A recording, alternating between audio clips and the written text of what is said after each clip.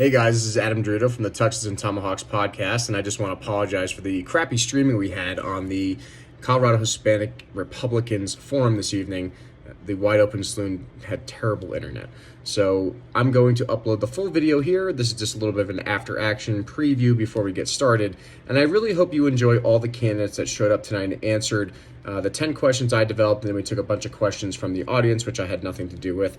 And I thought it was a really good insight to who these people are and what they want to do for you as the potential chairman of the Colorado State GOP.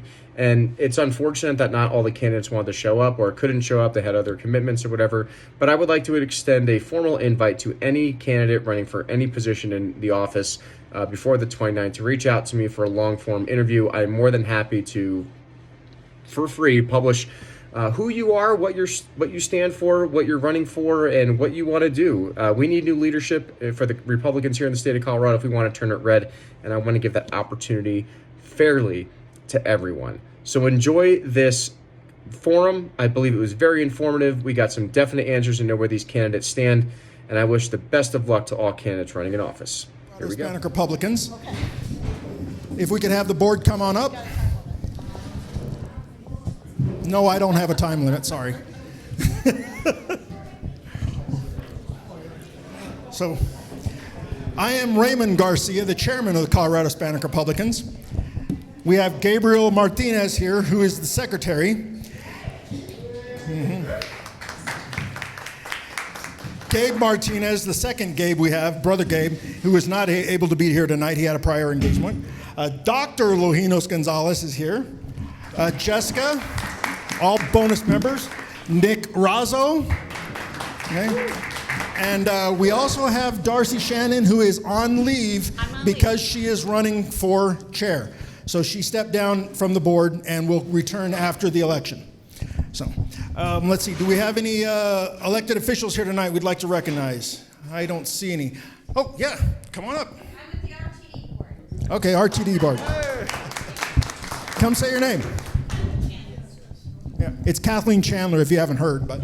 Hey. Hello, I'm Kathleen Chandler, and I'm with the RTD board, District F, which is most of Aurora. So thank you. Thank you, Kathleen. Did you want to say? Robin O'Hara, Vice Chair, Arapahoe County Republicans. Thank you, Robin, Vice Chair, Arapahoe County Republicans. I'd also like to introduce Hugo Chavez Ray, who needs no introduction. He has a podcast. If you haven't heard his podcast, it is wonderful. And he is with Nick here. They have a great podcast. Hispanic Patriot Podcast, everybody. The Hispanic Patriot Podcast. So I think that's it for the opening stuff, if I'm not mistaken. So thank you guys for coming up. Oh, I forgot. There we go. Oh, I'm sorry. The most important one. Adam Dorito, who is moderating and is putting this whole thing here. Adam Dorito, please stand up, say hi. I'm not going to stand up. I got this done. But hey, guys, see you online. Thank you, Adam. So to let you guys know, Colorado Hispanic Republicans is a nonprofit donation organization. We need your help to help be able to do this stuff that we do here. So if you can donate anything you can, we very much appreciate it. None of this stuff is free except for the people that work for you. CHR is all volunteer. We do not get paid. So thank you very much for that. Let's see, I'm going to have this back at my desk so everybody can see it. So we're going to start off tonight since, let's see, we have so far 3 candidates that did show up and 2 candidates that weren't able to make it, but Britta Horn was able to send somebody, so I'm going to give him 5 minutes. This is Jerry Natividad. I'm going to give him 5 minutes to make a plea for Britta. And Jerry, here you are. Thank you, Ray. Well, unfortunately, Britta, who is a very good friend of mine, has a conflict tonight, obviously. She did reach out to me and ask me if I was doing anything on a Thursday evening. And I checked my calendar, and I couldn't find anything. And so I did get back to her, and I said, I'm still looking. I asked my wife if we were doing anything, and she says no. And I said, can't you come up with something? In any regard, I'm here. It's an honor. Brita Horn has been a very dear friend of mine. When I ran for the United States Senate in 2016, she was one of the first individuals that stepped up and said, "What can I do to help you with your campaign?" She nominated me at the convention in Colorado Springs that year, and I was very blessed and fortunate to have her. And so in reality, when I talk about the fact that I was looking for something to do so I couldn't be here, I'm lying. I'm lying. She asked me, and I immediately raised my hand and said, yes, I'll be here. So I'm here representing a wonderful Coloradoan, a wonderful American, an individual that has a tremendous heart, a lot of energy. I spoke to her this morning on the phone. We were talking about this event. And I actually, when I got off the phone, I was energized. And this was at 7 o'clock this morning. But the truth of the matter is that it's an honor to represent Mrs. Horn as she pursues an opportunity to lead the Colorado Republican Party. Today and into the future from today is the time that this party needs to show up with one idea. And I don't know if you know what that one idea would be, and I'm happy to take feedback from the crowd. What do you think that idea should be? What should that idea be about moving into the future for the Colorado Republican Party? What should it be? What's the one thing? Unity. Unity. Coming together as a group, as an organization that says we are going to win the next go-round here in the state of Colorado. And this is what Brita brings to the table.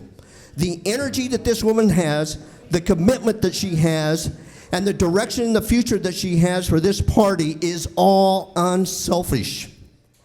So it's an honor to be here, to be able to share those thoughts with you. And I know that we're going to get into some Q&A and things of this nature, and I'm prepared to respond to that, but I just want to take this moment to say we are at a crossroads. Now, I won't share how old I am, but Hugo and I know that him and I can hold hands in the park to hold each other up, I think, right, Hugo? But in any case, this is where I'm going with this. I became a Republican. I'm a Reagan Republican. So it goes back a long time, right? A long time. And I see somebody from Jefferson County here, so I think that Rainby, you and I know each other. But the truth of the matter is I became a Reagan Republican because the Democrats sucked back in those days. And let me tell you one of the things that attracted me from what Ronald Reagan said. He said, this party is like a big tent that is expanded, it is welcoming, and we want to represent all Americans that think like us, and we need to think like them because we want a great country, and that's what we're going to bring if we unite under the Republican Party. And what did Ronald Reagan go on and do? He landslid. Same thing that President Reagan did. He did the same exact thing. Ronald Reagan, so when it's red, it means I'm done. So how many? You have 30 seconds. 30 seconds. Here's the point. Reagan, President Trump, what they did is they reached out and embraced every single American with something of unity. And what's happening today, history with President Trump, history back in the 1980s. That is what Brita wants to bring to the state of Colorado today, moving forward. So I'll concede the rest of my time, sir. There you go. Thank you, Jerry. Before you go, I am going to ask you one question. So, how old am I? No, because you're going to ask me how old I am, and I'm not going to tell you. So everybody will agree that Colorado Hispanic Republicans puts on the best debates and forum in Colorado. We always have. That is well established. Oh, sorry. Got to be in the camera, I guess. So everybody agrees that. But where my question is for you and for Brita especially, recently I saw Brita show up on Kyle Clark, yeah, who is a well-known Democrat supporter, Yeah. and she went on to his station and gave an interview for him, but she couldn't come to Colorado Hispanic Republicans debate. Yeah. Why is that? Well, look, I can't speak for Britta on that part, but I can tell you this. When I ran for the U.S. Senate and I had to crisscross this state, I know what it's like to try and meet every single obligation or request that's out there. And it's tough. It is tough. I did that as a U.S. Senate candidate. I did that. So, what she has other obligations, she has other pursuits, and she has individuals like myself and others that are willing to come and speak on her behalf. This doesn't question her loyalty or her pursuit or her commitment. What it says is that we need to spread the reach out tentacles. Am I saying that right? Okay. And we need to utilize the resources that are around us to get us past this finish line, okay? So, hey, but if you don't want me here, I am Latino. That's what we si queremos hablar en español, vamos, okay? I know you can't, but I can speak. Where's the other gentleman? Ándale, si queremos hablar en español, podemos, okay?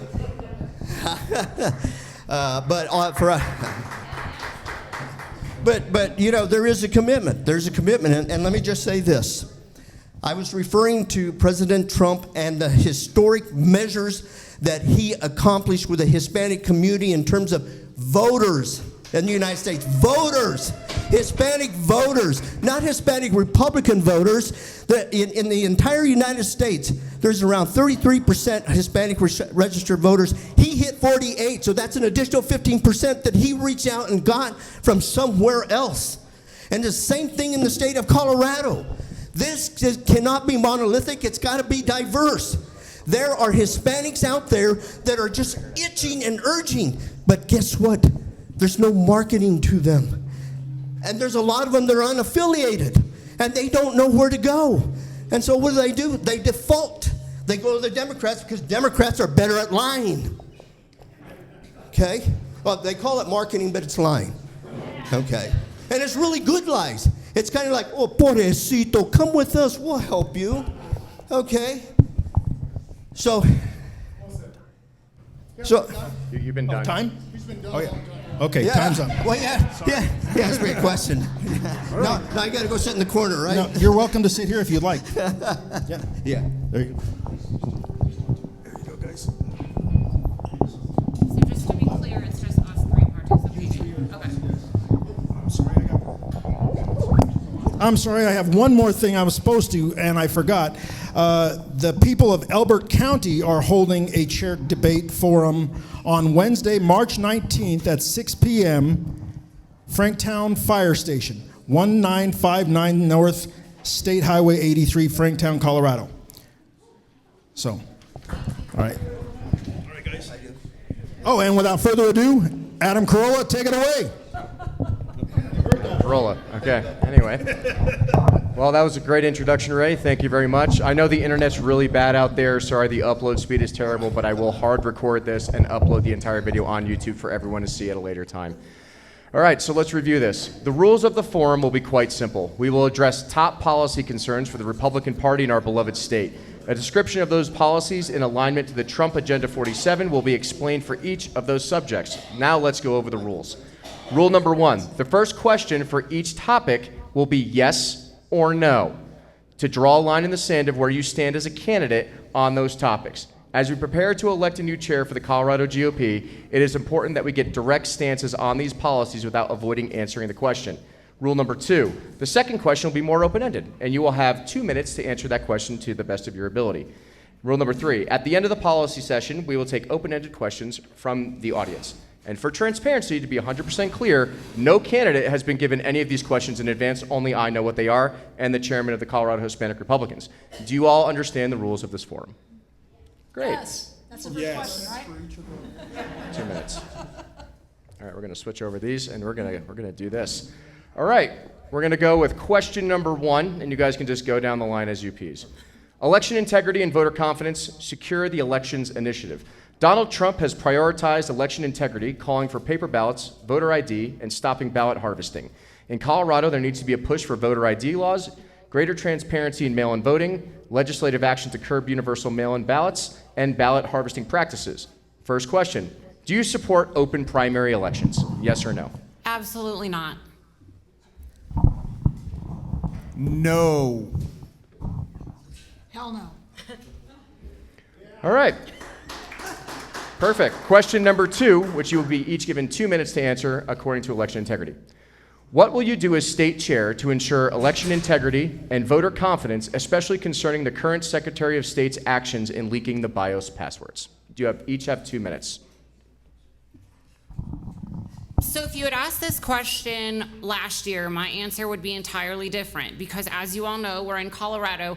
This is a blue state. I'm not gonna lie to you and tell you that we should write legislation or that somehow we're gonna get the legislature to fix our elections and have an election integrity. We're just not.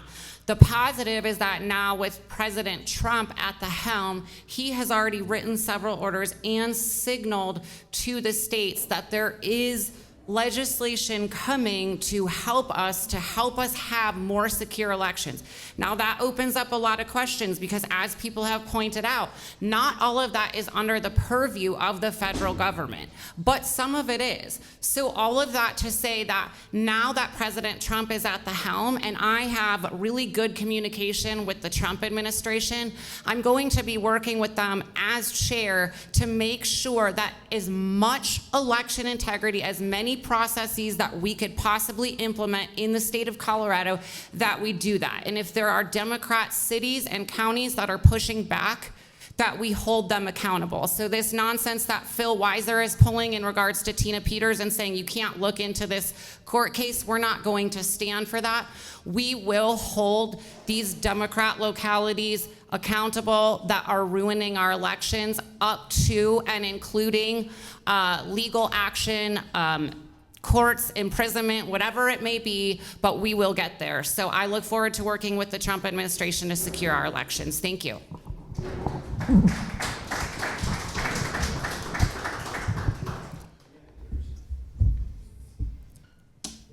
So I will point out for the folks with camera, my response to what we need to do about election integrity is on my button.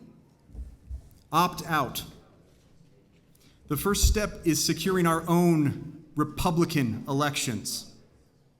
And on my button, opt out is bigger than my name because I believe it's more important than I am.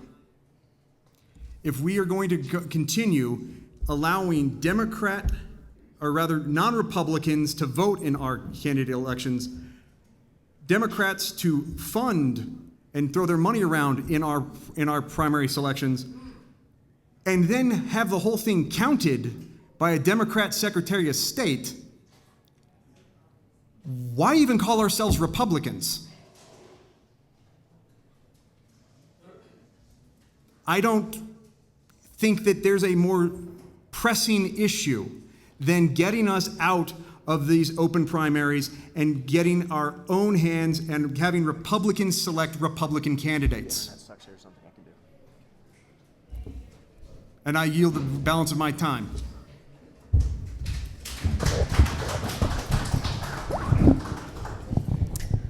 Right. My answer to that is, well, one of the things you can look at my voting record and what I've done as a state representative. One of my very first bills was to run a bill to take illegal aliens off our voter rolls. They are there. They add them automatically when they get driver's licenses. I also ran an amendment to a bill to take dead people off the voter rolls because they are voting, mostly Democrat. So I think also that as far as you, one of my good friends, John Lott Jr., he's an economist. He wrote the book More Guns, Less Crime. But he also analyzed some of the election results that happen across the country. There was a town in Pennsylvania that was pretty homogenous as far as its makeup, except for one thing. The town was split between two different counties. One county had a Republican clerk, and the other one had a Democrat clerk. Guess what the results were? Completely different. We know the election was stolen. So I've been one of the first ones to say that and support President Trump on that.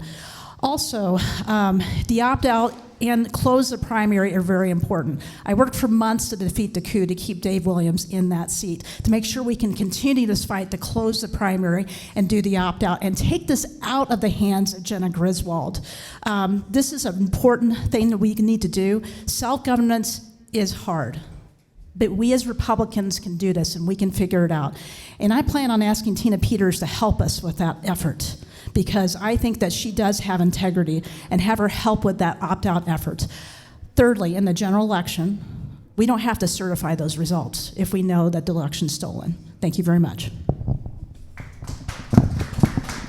Thank you for your answers. I'm sorry, Jerry, you cannot.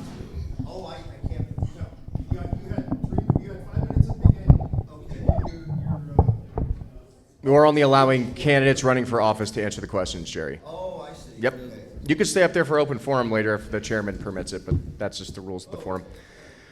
Number 2, revitalizing the Republican Party in Colorado, the America First GOP renewal. Trump emphasizes party unity and grassroots strength to take back the blue-leaning states. In Colorado, the focus is on winning suburban and Hispanic voters, building a strong grassroots movement, and investing in youth outreach and social media to counter Democratic dominance, and it's necessary to revitalize the party.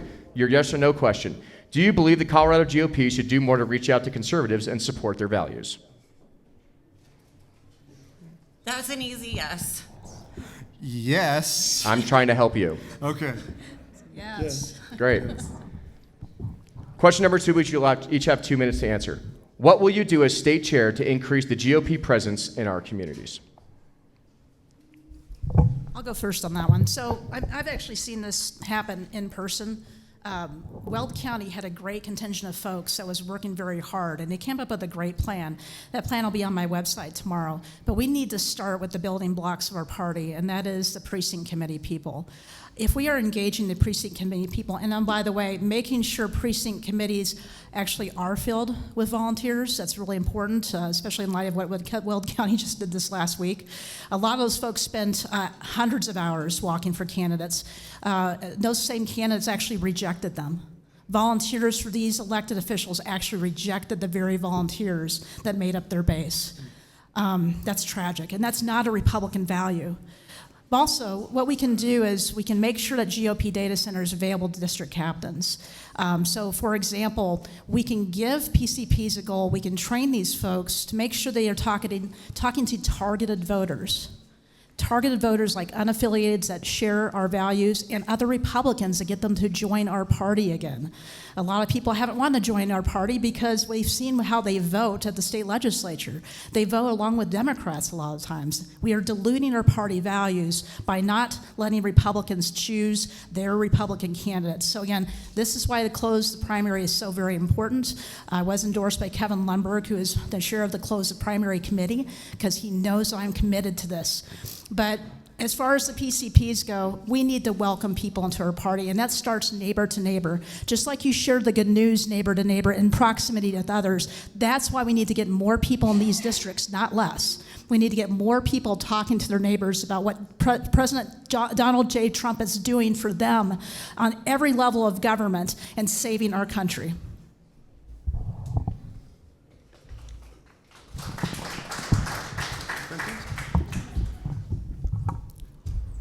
I'll go ahead and point out that myself, Lori, and Darcy are not going to be terribly divergent on a lot of these issues. I will speak to my background, which is being a pastor's kid in front of some of the largest churches across America. Our church has experienced 100% year-on-year growth as an average. That happens because we created an environment that people wanted to be a part of. And if you, our party right now has a lot of contention, a lot of fighting, and I know this isn't directly in this thing, but I think it is relevant. And that is, people want to be invited to fun things. They want to be invited, and they want to be shown that they are respected and loved. When you invite people to a Republican meeting, or if you invite people over to your house, if mommy and daddy start fighting in the living room, no one's staying for dessert. Like, that's just the way it is. The contention within our party must be addressed and dealt with in order to maintain the health that can then bring about growth. No one has ever grown while unhealthy. If you're in a hospital bed and your doctor comes in and suggests weight training, you need a new doctor. First step is to get healthy. But it's just get healthy. Like, you can't possibly not, if you're not healthy, you're not going to grow. And we need to bring about the conciliation and the change. In El Paso County, I'll mention this, we pursued the precinct strategy. When Vicki Tompkins took office down there, whether you like her, I love her, but we had 35 Thank you, Mr. Goodall. Your 2 minutes is up. 35%, and now we have 81%.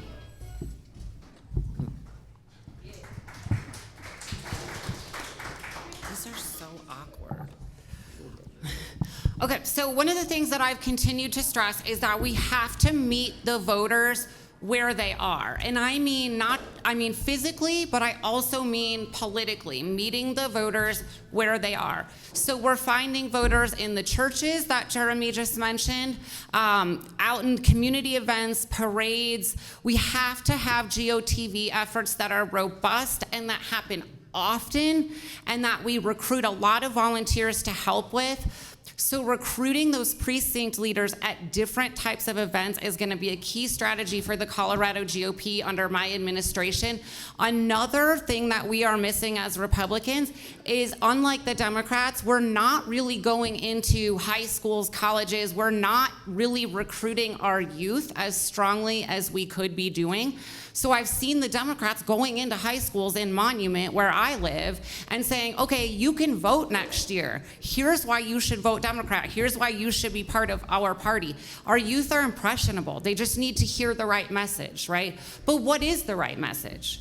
Do we need to go to the high schools and talk about low taxes? Do we need to talk about the right to life? What is the right message for our high schools?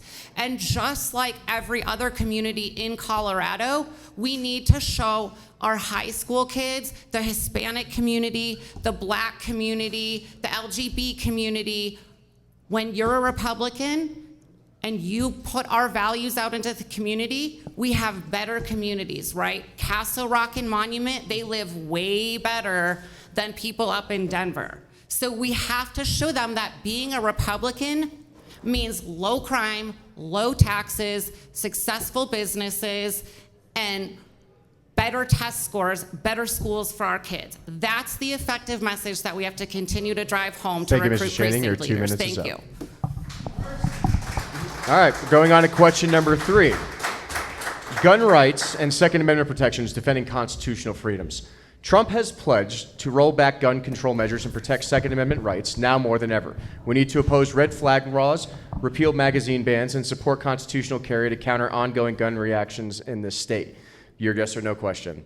Do you support the right for law-abiding citizens to own firearms for self-defense and protection against crime without conditions? Shall not be infringed. Second Amendment all the way. Yes. Yes. Just making sure you're drawing a line here, people. Obviously. We apparently have a problem in this state with that. So, all right, your 2-minute question. What will you do to oppose radical gun control bills in Colorado as state chair? So, as state chair, the pretty much the only way you can affect constitutional issues, gun control, any of these terrible Democrat ideas, is to get strong, principled, conservative Republicans elected. And so there's really, the chair is actually a very unique position.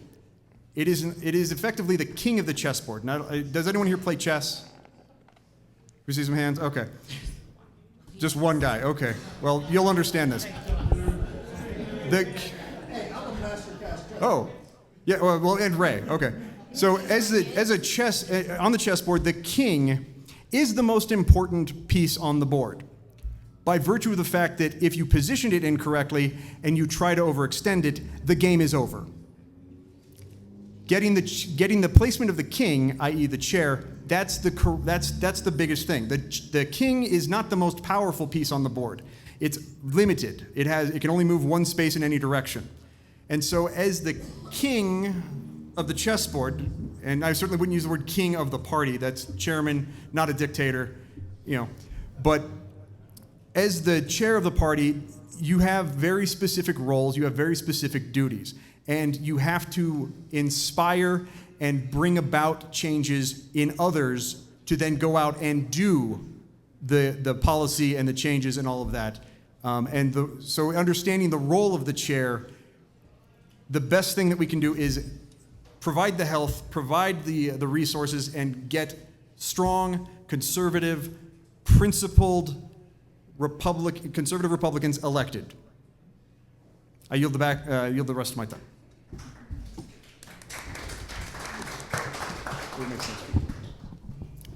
Okay, so to Jeremy's point, nothing's going to change at the legislature until we get good, principled Republicans elected and in those seats, right? We can go up there and testify all we want right now. And like I said to you earlier, I'm not going to lie to you and tell you that that's going to have a huge impact. Unfortunately, it's just not.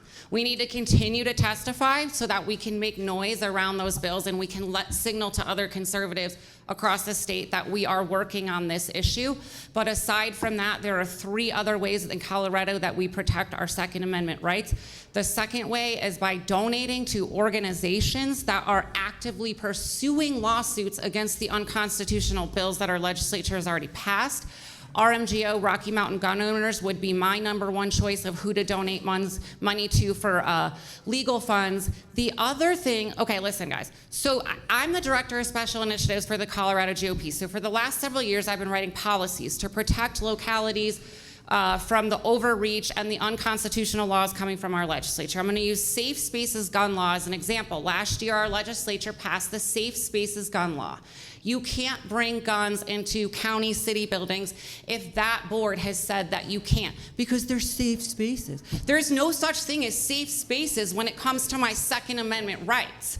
So I went all around the state and I talked to localities, counties and cities, and I said, please opt out of Safe Spaces gun laws. And they did. So it doesn't just stop at the legislature, it stops locally. It stops with us. So we have to do that. We have to protect our localities, raise the money, bring attention to those laws. And when we do all of those things working together, we will have an intact Second Amendment in Colorado. Thank you.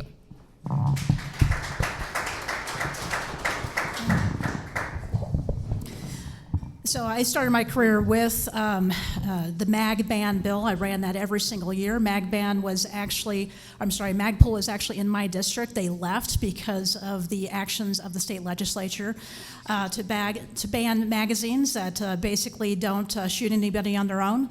But there's a lot of reasons why we need to keep fighting the Democrats regardless. Even if it looks hopeless, I did testify on that bill. It did change. It's still terrible. Hope Schuppelman spent 10 hours down there. She drove all the way from La Plata County. That matters.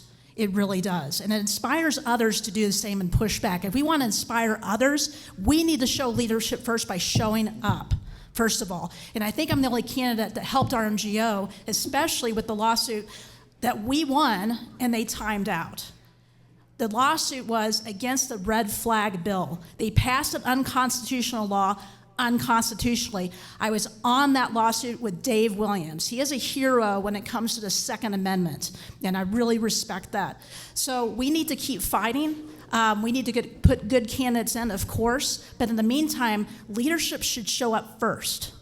They should show up first and do what they say they're going to do, because that inspires people to get out of their homes and to join our party and to vote for our party. So I can't tell you how important that is. It is extremely important. So with that, I'll yield the rest of my time. Thank you for your answer. Question number 4, education reform and parental rights, saving American education and protecting children. Trump's plan includes abolishing critical race theory, banning gender ideology in schools, and expanding school choice. There has been a massive fight in this state against progressive curriculum mandates, advocating for school choice in charter schools, and support parental rights in education. Your yes or no question: do you support school choice so parents can send their children to better performing schools, including charter and private schools? Yes, that's a loaded question, though, so I'm going to have to come back to it. Yes. Yes. All right, your 2-minute question is, what will you do to support school choice and oppose liberal indoctrination as state chair?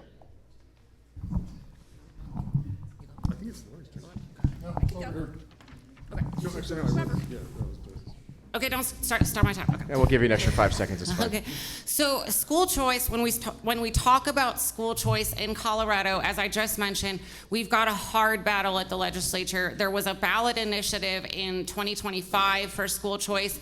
It failed miserably. So to work on school choice, we've got to go around the state and educate our school boards, educate our localities on what school choice looks like. And in my mind, we also have to get the unaffiliated on our side as far as school choice goes. Without the unaffiliated vote, we're not going to pass any further school choice policies. That said, the indoctrination, the anti-white racism, the BLM agenda, the trans agenda, that can all be removed from our schools while we simultaneously work on school choice. That has been a big sticking point of mine for the last several years. I chaired Moms for Liberty.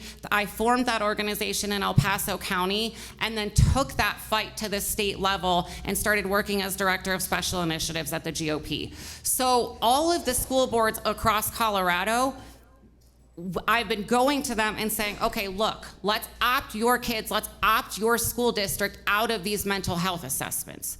Let's opt your district out of protecting this pride flag, or whatever the case may be. So when we talk about indoctrination in our schools, again, it doesn't just stop at the state legislature, and it doesn't just stop with school choice.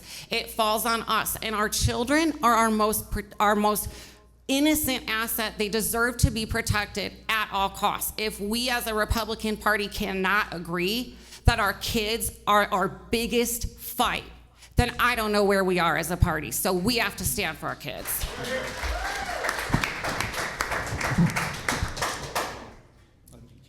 Oh, we're going to bounce it back and forth. So when it comes to education and school choice, I don't have to deal with this in a theoretical fashion. My wife founded the first charter school in Colorado. They were the third charter school in the nation. They were the first to document their process. And through that, my wife, we added it up a couple months back talking about it. She's influenced the education of almost like 1.5 to 2.5 million students last year. This is how we do it, is not waiting for other people to show it. In my family, we see a problem, we address it directly. Sometimes that's picking up the phone. Sometimes that's filing paperwork, arguing with the state, getting funding dragged out of a school district, and putting up a school. I don't know what else to tell you on that. As a charter board member of Protect Kids Colorado, protecting our kids, getting involved in, and actually I worked with Darcy this last cycle. She was actually a co-proponent with my own father, I made that introduction, on the stopping sex changes and bringing the medical practices of sex change off the table. We have avenues, and we must be creative and not limit ourselves to just traditional avenues of approach and traditional solutions. The world allows you to just do stuff. And if we take our blinders off and we get a little bit creative, there's no stopping what we can do as a cohesive, aggressive, or assertive force. Thank you for your answer. So I've run bills as well to make sure the parents get tax credits for having a choice to go to a charter school, private school, but I do want to emphasize that's still not safe. So my experience with our first charter school is my daughter came home with homework saying, and she was really confused. She said the homework was making her say Allah is God and the Quran is the Bible. This is a Republican-started charter school. They would not let me see the taxpayer, the book the taxpayers paid for that they were teaching out of. So we left that school. We went to another charter school where they said Merry Christmas, and it suddenly changed to Happy Holidays the next season. And they were teaching her to protest the Second Amendment on the front lawn. So I homeschooled my daughter from grade 5 on to high school. I was the CHEC, that's the Colorado Home Educators Association Statesman of the Year, because one of the things that I've done is fight for against those vaccine mandates with RFK Jr. I told the Democrats I was going to take a can of Red Bull, I'm going to sit it on the podium, and I'm going to speak all night. And they finally said, what do you want? I said, I want homeschool out of this bill. So I've been fighting for kids for a long time. I got fifth graders on down out of a horrible bill to teach them sex education in 2013. When I read their own bill, they put their heads down in shame because of what it said. And the chairman tried to actually strike me down and said, to the bill, Representative Stain, I said, I'm reading your bill. So I've been in this fight a long time and encourage the legislators to bring forth those bills. But also, I will be helping Protecting Children in Colorado again, as far as helping with the initiative. I'm also helping the Colorado Life Initiative do the same. So it is very important. We are born, male or female, in the image of God. And that's important even before we're born, because he said he knew us before we were even born. Thank you for your answer. Halfway through, moving on to question number 5. Economic growth, taxes, Tabor protection, the America First economic policy. Trump supports tax cuts, deregulation, and policies that prioritize American workers. And now more than ever, the America First conservatives need to defend the taxpayer Bill of Rights, oppose new taxes and business regulations, and promote small business growth in this state. Your yes or no question. Do you support lowering taxes and reducing regulations on small businesses, many of which are owned by entrepreneurs here in the state? Because apparently we have some representatives here in the state who don't like to vote for these things at all. Liberty scorecard. Can we all say it together? Yes. Great, perfect. We're saving you time already. Hey, you know what? Look, I want to make sure that there's a line drawn in the sand, because apparently we have conservative people in this state that think it's okay to vote for Democratic bills, and it blows my mind. Anyway, what will you do as state chair to oppose these tax increases as state chair? I'm going to hold our elected officials accountable, just like I did in Weld County. I showed up, I was the only county commissioner to say, no, we are not going to keep that tax money. They wanted to keep $80 million for an ag building. What kind of ag building is that? It probably has a gold saddles, I'm not real sure. And where they wanted to build it, the EPA wasn't going to allow it anyway because it was in the flood zone. And then they finally admitted, well, we're just going to spend it however we want. How is that different from the Democrats and what they're doing every day? So as a state chair, I will hold people accountable to our Republican values and principles, and that includes limited government. That includes a personal responsibility. That includes all those things. And so helping our representatives with good bills, by the way, I just testified on another bill, again, important to testify, but that bill actually reduced Green New Deal regulations that are actually killing our small business owners. And by the way, I would say Hispanics are some of the most entrepreneurial people on the face of this earth. And it's important to make sure that we are not choking the life out of them like we are doing in Colorado with all these red tape and regulations. I have run bills that cut red tape. I have actually been successful at that. That's the difference I bring with leadership is I have that background with even in the minority. I have forced government to grow smaller, not bigger. I ran a bill to allow whistleblowers in our government to identify waste, fraud, and abuse, report it anonymously. And we saved almost $600 million in 1 year. That's one of the first DOGE bills that was passed in the state of Colorado. So I have the experience necessary as state chair. I will continue that to point out that waste, fraud, and abuse and hold our elected officials accountable, whether they're Republicans or they're Democrats.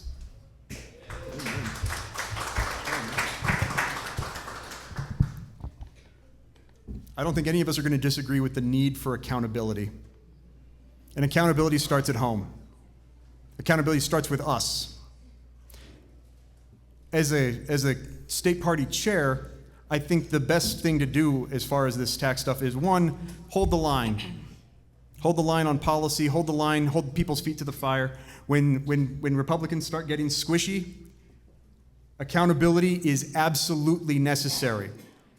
Inter-party discipline, which has been ignored, not just, well, we've seen, like, it's had to come back a little bit because it's been provoked. But what led to this and the severity of what we've had to deal with this last bit is that it's been ignored for too long. We're talking decades. This is the problems we're dealing with and we're trying to put together right now are not problems that erupted overnight in Colorado. These are problems that have been decades in the making. And as the chair, your job is to keep the party clean. Keep the party clean. Keep it tidy. Yeah. Okay, so starting from square one, we have to elect good conservative Republicans to state and local seats. If we elect good conservative Republicans, by way of closing our primaries, working on the opt-out, and working with those candidates to educate them about what it means to be a conservative, then we won't have as many Republicans sitting on boards and sitting at the legislature and trying to raise our taxes. So when they do raise our taxes, as they will continue to do inevitably, we have to look at it. You guys are probably sick of me talking about this. It starts locally, right? So the state legislature is passing all these laws and handing out the money, but where are they sending it? Our localities, our local mayors, our county commissioners, our school boards are just pigs at the trough, just spending that money because they know Daddy Polis will send more of it the second that the localities ask for it. And one of my biggest pet peeves is these damn MLOs that are all around the state. We have so many Republicans. I watched Republicans in Douglas County last cycle say, well, we have to have this tax increase. It's for the kids. Oh my God, how far we have fallen as a party. I pulled their budget just like I do every time anyone asks for an MLO. There was so much waste in there. It was embarrassing. It was a joke. Go back to the drawing table. Tell me where your waste is, and I can tell you where it is. It's in the fat cat administrations. Come back to me and tell me that you don't have any more money, and then we can talk about it, but that won't ever happen because all these localities are doing, especially our school districts, is wasting our money.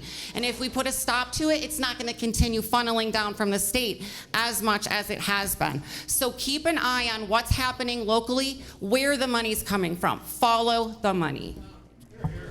Thank you for your answer. Moving on to number 6, and this one's going to have a yes or no, a 2-minute, and then by request of the chairman, a 1-minute question as well. Crime, law enforcement support, and public safety. Restore law and order. Trump has vowed to end soft on-crime policies, increase public funding, and combat drug cartels. There needs to be a bigger push for tougher sentencing laws, oppose cashless bail, increase support for law enforcement, and to counter the crime in cities like Denver. Your yes or no question. Do you support tougher penalties for drug cartels and criminals who bring fentanyl and crime into our communities? Yes. Yes. I want to be clear on that. Some people have a problem with this, apparently. Your 2-minute question. What will you do as state chair to ensure that there is accountability within the Colorado Republican Party for those who intend to divide the party further? And what will you do to stop such divisive behavior as referenced by recently filed lawsuits?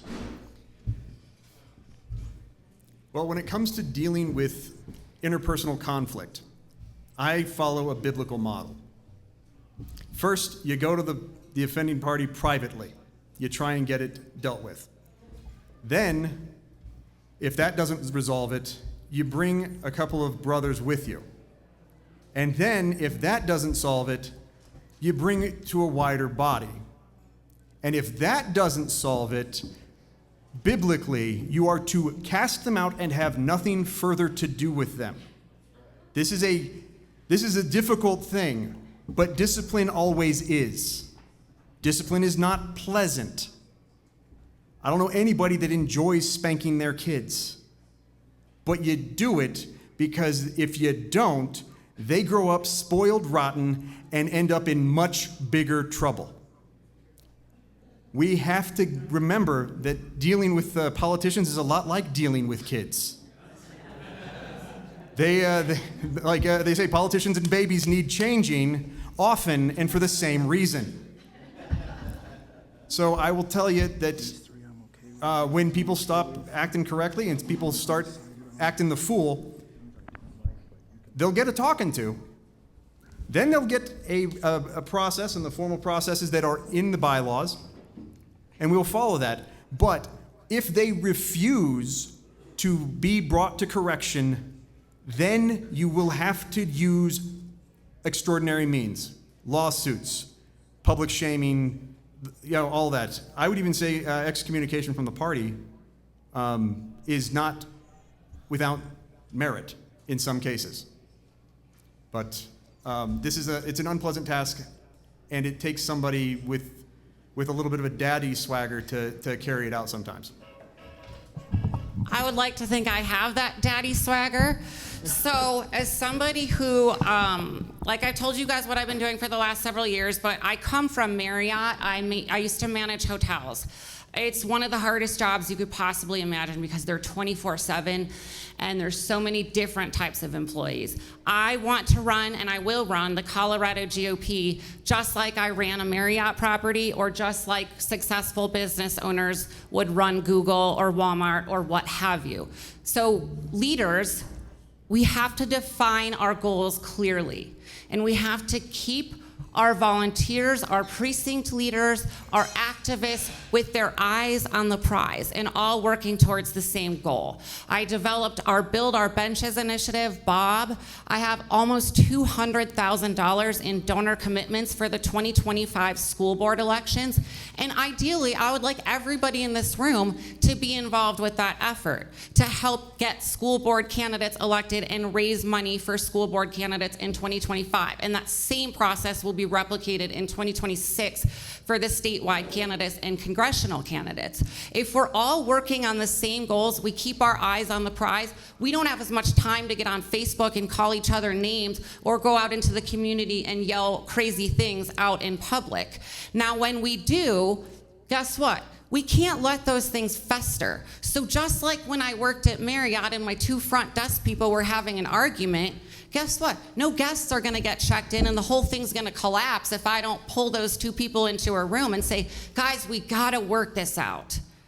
And a lot of people in this room know me for that and may have been on a couple of those calls that I've orchestrated, because if we don't nip conflict in the bud early, then it festers and it gets worse. So my promise to you is, as these conflicts develop, I will be working actively and aggressively to stomp them out before they destroy our party. Thank you. So, pardon with all the spanking, what was the question again? What will you do as state chair to ensure that there is accountability within the Colorado Republican Party for those who intend to divide the party further? And what will you do to stop such divisive behavior as referenced by recently filed good. lawsuits? All right, now I got it. Okay, very good. Okay, I was just wondering. Well, first of all, we should hold our elected officials accountable when they're actually actively being divisive, like Darcy did when she first came out swinging against me and said, I'm not a leader or a doer. Not particularly helpful at all. And I will hold you accountable for that. So we'll start there. But secondly, we do have a lawsuit against the people who started the coup. I think that is important because they took our donor money. They sued Hope and Dave and everyone else personally for doing their job. Can you imagine trying to do your job and getting sued personally? So yes, they should be held accountable on that lawsuit. I will continue that lawsuit. I haven't seen another candidate up here willing to do that. I will do it. But also, when it comes to peace, there's a great speech by Patrick Henry. Part of it, he references the Bible a lot, and he says, peace, peace, there is no peace. Remember that? The end of the speech was give me liberty or give me death. When the other side of our party says the word unity, that's not what they mean. They mean sit down and shut up. That's what they mean. There's a side of our party that will never stop fighting because they don't have the same motivation we do, which is to give power back to the American people, to give power back to Republicans. And so what you do in those situations, you simply go around them and you continue to do good things. And you create such a vision that people are compelled to follow you with passion and integrity. Thank you. So there's an add-on 1-minute question answer as per the chairman who wanted me to ask this. Should the Trump administration intervene on the Tina Peters case, and how have you shown support for her efforts to secure elections? Yes. Yes. Yes. And what have you done to show support for her efforts to secure elections? Is this 1 or 2 minutes? 1 minute. Okay. So I have worked with Tina since day one. I used to speak for her when she was running for Secretary of State, and she has been an important part of our party. To that end, I did call on Pam Bondi. I contacted Pam Bondi and the Trump administration directly, and I said, we need to put pressure on Polis to pardon Tina Peter, and we need to look into the corrupt judge, Judge Barrett, who sentenced her. Her sentence was extraordinarily long based upon the accusations. 7 days later, they did come back and say, we are investigating this. We do now know that Phil Weiser is pushing back. I'm going to continue to get on the news and make a lot of noise about it and continue to pressure Polis and bring all the Republicans in the state around Tina Peters so that we can continue to expose what a horrible situation she's in and get her out.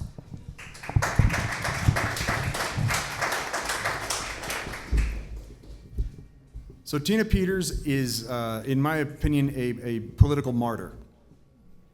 She's been hung out to dry, and our party, by and large, let it happen. That's unacceptable.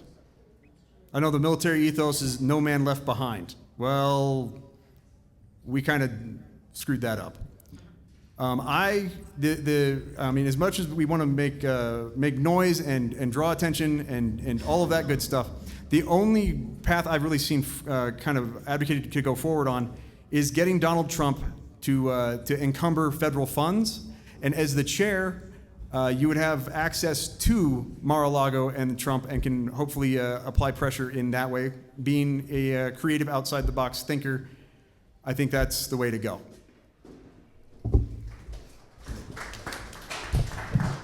Let's be clear about something because the media is spinning this. The judge made it very clear he was punishing Tina Peters for exercising her First Amendment right regarding elections. If he can do that, if that can happen to Tina Peters, it will happen to you. And first of all, you should not use Tina Peters as a political pawn without asking her first and her legal team. I am actually actively working with her legal team.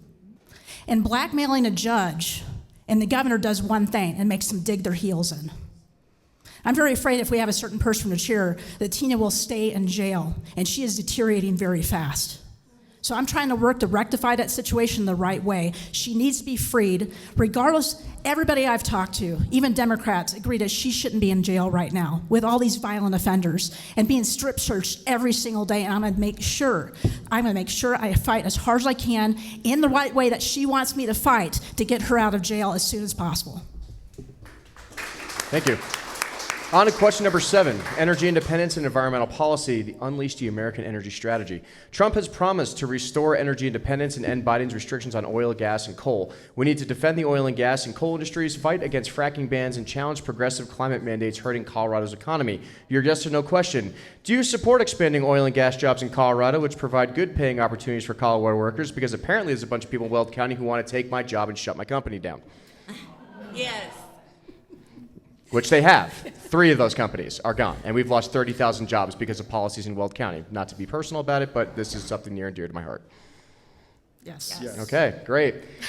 Number 2, your 2-minute question. What will you do as state chair to support Trump's Drill Baby Drill initiative and oppose Colorado counties who only provide oil and gas permits selectively? Yes. Do you want me to go first? Lori, you're probably the lead expert on this one. I've been in this fight for a long time, and I actually have killed anti-oil and gas bills on the floor. So as part of the, at least I was made the floor manager as part of my job as the caucus chair, and that basically means that you're getting the other representatives up, you give them things to do to talk about, help amend bills, help kill bills. We would go into 5 a.m. in the morning. So we've killed those bills along the way. One of the things I was able to get in one of those bills and making sure that Weld County, which is top in Colorado as far as oil and gas production, had control over their own destiny. I can tell you that was a huge fight. That was a huge fight. I was on the floor doing it. Other people took credit for it. But I was actually in that office with the speaker, with the minority leader. And we got that in the bill. So that's one thing I have been doing. I will continue to do that. We're actually an oil and gas family, by the way. So I definitely like to keep our family going with oil and gas. And as your state chair, I will continue that message about why it's important. I had a contest for kids, not just a Constitution contest, which I do every year, but it's actually a contest. We asked kids and their teachers what would happen if oil and gas disappeared overnight.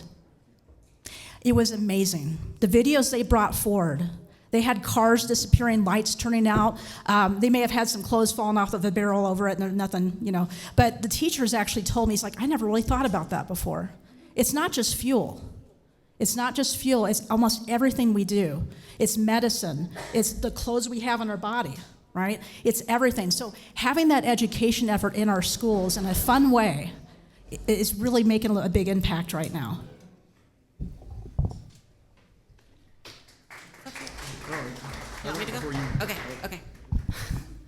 Okay, so back to square one again. We have to look for candidates and recruit candidates that are pro-oil and gas. As we've seen, we haven't always done that in the state of Colorado. So when legislatures in committee are going to debate these oil and gas bills, they've got to have support in their committee. So we have to elect conservatives that are pro-oil and gas. The state GOP, as a matter of fact, in the last round of elections with the primary endorsements, that should have been a question on the questionnaire. That was not on there. So we had 3 pages of questions, but not one question about oil and gas. So let's get to the heart of this and elect good conservatives who are going to advance that industry so that we can advance the right legislation and stop the wrong legislation.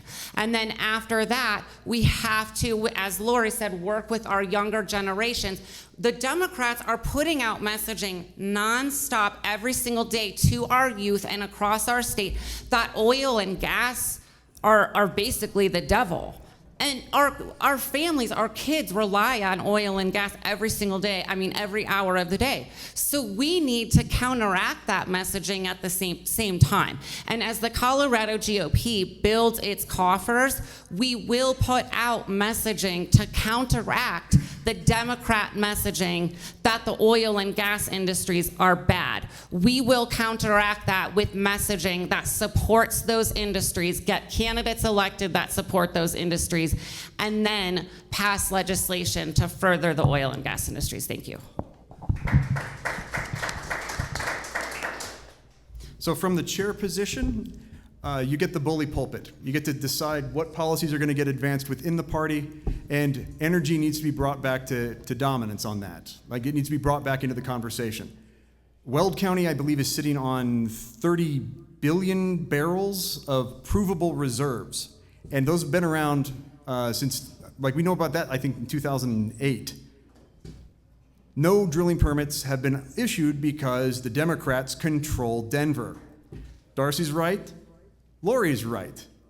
We've got to get that messaging out because under Polis, our economy in Colorado has gone from one of the top 10 to 46th. These are textbook issues. These are pocketbook issues, and people are receptive, and they need to be made aware. And as the chair, your job is communication strategy. We got to bring that stuff out and bring it forward and put it on the top of people's minds so that when they think Polis, they think he's why I'm broke. Amen. Question number 8. Immigration and border security, secure the southern border initiative. Trump's immigration policies include finishing the border wall, deporting illegal immigrants, and stopping sanctuary cities like Denver. As America First conservatives, we need to end sanctuary city policies, crack down on illegal immigration, and work with law enforcement to enforce federal immigration laws. Your yes or no question: do you oppose sanctuary city policies that allow violent criminals to stay in our communities instead of being deported? Yes. Just want to clarify that for the audience. Great. And what will you do as state chair to support securing our southern border within our individual counties? I'll take that one. Because Adam's witnessed this fight. He was actually there. So I introduced a resolution in Weld County to make sure that we were not a sanctuary county. We're actually on the map as being a sanctuary county for many reasons. Unfortunately, that was turned down. And then they took away our First Amendment right to speak. And so I had to bring that back. I had a lot of folks that were coming up and asking Weld County, hey, we want to exercise our First Amendment right to petition our government and say, we do want you to do this resolution to not be a sanctuary county. Unfortunately, they took out the part of my resolution where we're actually spending county money on illegal aliens for all kinds of health care. That is county money with the supervisors. Now, Trump's taken away a lot of those programs, so I haven't checked back to see if those were taken, but that really just encourages people to come to our county. We also had a sheriff that actually withdrew his deputies, even though we gave him more funding during this immigration crisis. There's a lot of things I tried to help out with, but that's probably number one. Number three is we need to actually go to the border so we can tell that story. Part of the job of the chair is messaging. So I've been down to the border during Obama, during Trump, and Biden, and what a difference. What an incredible difference just inside that facility, how clean it was and how nice they were to folks, right? Very the opposite of what the media was telling you. During the Obama years, they actually had signs down in Southern America saying Obama wants you here, to basically the same people. Obama wants you to come to the U.S. And I witnessed these horrible, National Guard would show us through those cameras these people with backpacks on. They would threaten their families and say, if you don't get these drugs across the border, we're going to kill your family. The children, the human trafficking, the sheer amount of human trafficking coming across that border. We need to paint that human story. We need to humanize why that's so important to people, because that is pro-life, to shut the border.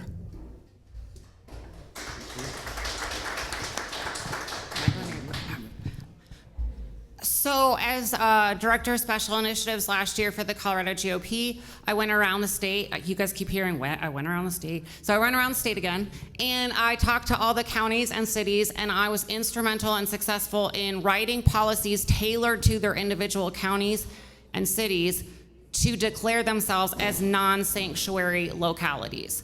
We lost track somewhere around 40 cities and counties. After that, it just continued to grow. That's how we isolate conservative-leaning communities in Colorado to stand up and do the right thing and make some noise and show that Denver and Boulder don't control our state. Just because Denver and Boulder want to be filled with illegals and be a third world hellhole doesn't mean that we in Monument, Castle Rock, Sedalia want to live like that. So we as localities have to stand up. Now I'll take it a step further, and I'm going to sound a little bit extreme for a second. I live in Monument. I've seen illegals in Monument 2 times. They were getting off buses and they were sleeping in a field right by the bus station. It's only happened twice, but that's 2 times too many for me. But I can tell you one thing, I didn't just let it go. Let's just say I made them very uncomfortable. I made the police work harder that day. Everybody in Monument worked a little bit harder that day, and by the end of the day, those illegals were not in Monument.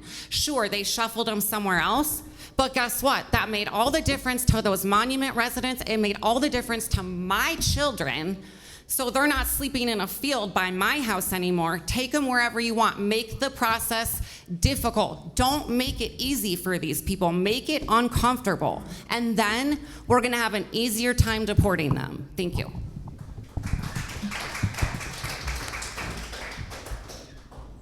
So we've seen the headlines, Tren de Aragua, the Venezuelan gangs. We've seen reports from Monument. We've seen reports from Weld. We've seen reports all across this state, and that is because Colorado is a border state. We're in El Paso County. We are an 8-hour, 40-minute drive to the El Paso border crossing. I'm cigar buddies with guys that are in the Border Patrol. I'm cigar buddies with these law enforcement all across the country, and they're seeing it everywhere. This is an opportunity for the Republican Party to point out the pain of Democrat policies. We also have to deal compassionately with with Hispanics, as, you know, and everything, because people live here. But we have to be willing to remove the folks who aren't allowed to live here. I remember talking to a gal about the illegal voting, and she was like all upset about the Facebook ads that the Russians were putting up for Donald Trump in the 2020 or the 2016 election. And I said, I'm also more worried about Mexican citizens voting in American elections. And it was like the light bulb went on in her mind. And she went, I'd never thought of it that way. I'm like, what do you think illegals means? And so we have to be brave enough to deal with these issues and brave enough to take away those issues from the Democrat talking points. Thank you for your answer. Moving on to question number 9. We're getting close to the end, and the stack of questions you all gave me. Thank you so much. Oh, we have questions. Oh, yeah. They're going to be 1-minute ones, though. Oh, okay. Right. So, pro-life and family values advocacy. Defend life and parental rights. President Trump supports restrictions on late-term abortion and promoting adoption incentives. America First conservatives have demanded that we fight for pro-life legislation, push back against taxpayer-funded abortions, and promote pro-family policies. Your yes or no question. Do you support banning late-term abortion and promoting adoption as pro-life alternative methods? Yes. You'd be surprised at how many Republicans can say that. Oh, man. What will you do as state chair to promote the pro-life agenda as dictated by the RNC charter? 2 minutes. Oh, my 2 minutes. Oh, the timer's pointing you. Okay. So, again, we have to get good conservative candidates elected. I know I keep saying that, but we're not going to accomplish much in the state of Colorado. As we saw, we have some of the most extreme abortion laws in the entire country in Colorado. Was it just 2 years ago or 3 years ago now, I guess, that 26-hour fight for life on the floor of the House? Those legislators fought and fought and fought. And, at the end of the day, which I think it was the next day in the morning, they went home, and after having fought that fight, we still have very, very, very late term abortion up to the day of birth. So we have to get good conservatives elected, or we can't do anything at the legislature. I'm going to take it one more step further, local again. Localities do have some control. You guys, look what Pueblo just recently tried to do. There are cities and counties in the state of Colorado right now that, if they wanted to, could become pro-life cities and counties. There's no reason why, for example, El Paso County, 5 conservative county commissioners, the city of Monument. Why can these localities not be coming together to say, we don't accept this here? Now, I understand that there are private property rights, but there are still restrictions that can be put in place, just like the marijuana industry, just like liquor stores, and we ought to be doing that while we work hard to get conservatives elected to change the trajectory of the state and the continued killing of babies in Colorado.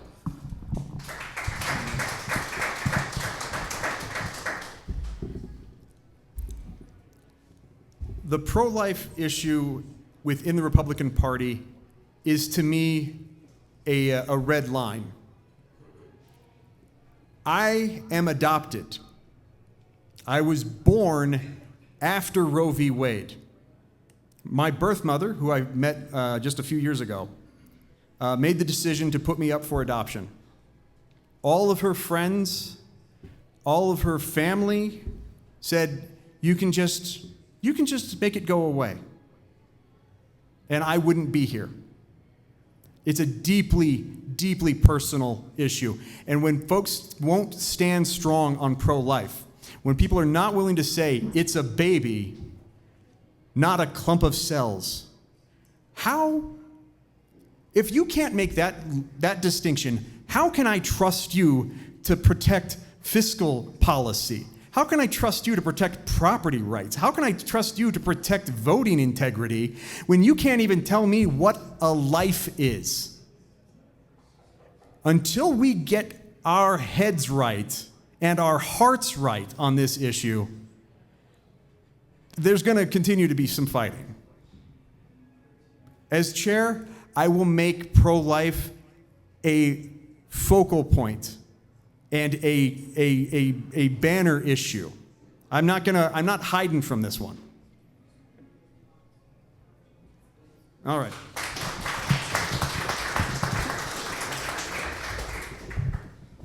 So I just received an award this morning from the Well Faith Partnership for two reasons. One is keeping that organization going despite being threatened to be shut down several times because of their support for the pro-life sanctuary county resolution. That resolution, started off with, we believe that unborn children are human beings. That should be a pretty easy concept to grasp, right? But it was voted down. I was the only commissioner to make sure to keep on that track. I helped start or assist with the Pastors for Life concept and the website for basically Colorado Life Initiative. And the idea behind that is when I visited with pastors on the original initiative, even pastors had a hard idea or a hard time overcoming objections, especially with some of the women in our congregation.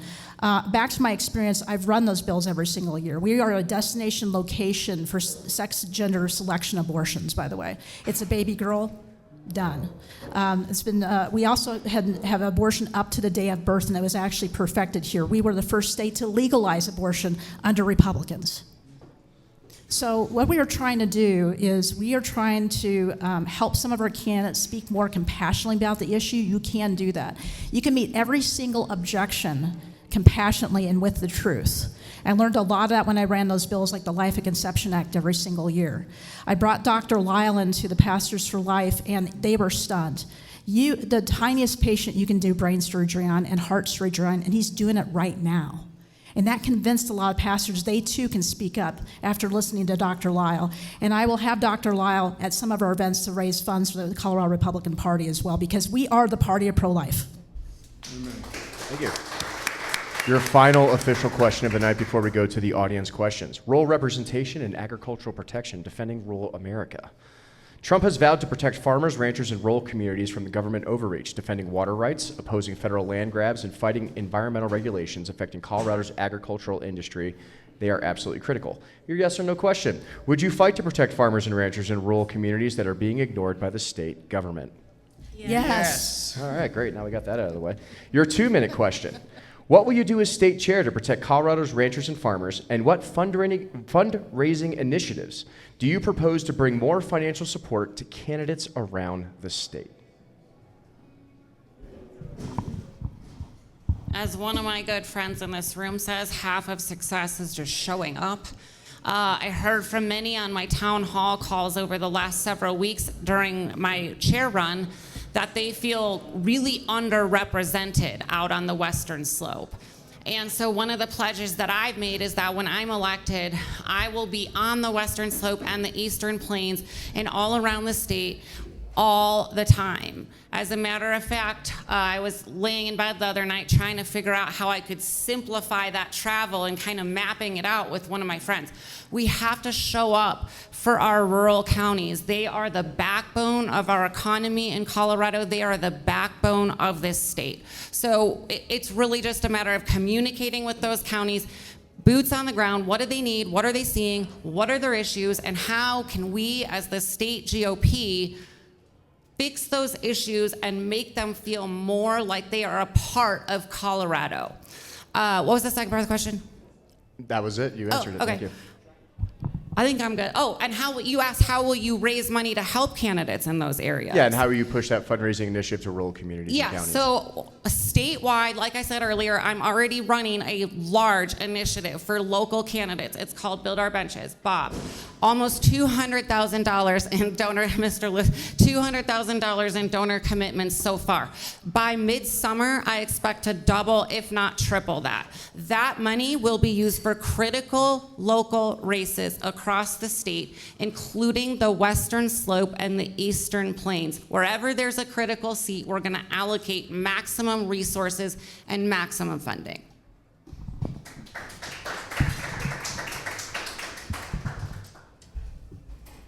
So, for those of you that can see me, I don't have a big hat. I don't drive a pickup truck. However, that's not the mark of a true rural upbringing. I know what it means to go to school 4 days a week. I know what it means to get woken up at 2 a.m. because the cows got into the north field and it's time to clean them up. Rural living is Republican living. And our rural areas are our strongest bastions of conservative values and conservative living. Woo! Oh, yeah. As chair, the role of the chair is, of course, to bring up those issues and to make sure that programs like Darcy's Bob are continued. These are wonderful ideas. And as a chair, I'm open to all wonderful ideas. And I understand the hard work that goes into those wonderful ideas. And we need to be aware of and supportive of our rural voters. Not just, it's not just the Front Range. The Front Range is actually where we lose a lot of stuff.